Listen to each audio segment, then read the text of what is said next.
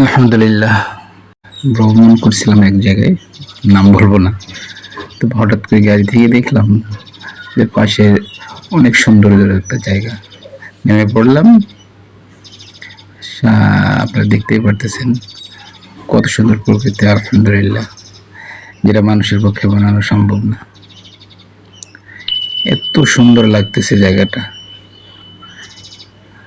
আসলে গ্রামে না আসলে এগুলো চোখে পড়ে না। শহরে থাকি আমরা কাঠপাথরের বিল্ডিংয়ে, যেগুলোতে এরকম কোনো পরিবেশ জগতের কাছাকাছিও যেতে পারি না আমরা। তা আলহামদুলিল্লাহ আজকে যাওয়ার সৌভাগ্য হলো এখানে।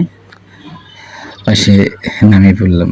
দেখেন কত সুন্দর দেখা যাচ্ছে, কত সুন্দর একটা জায়গা।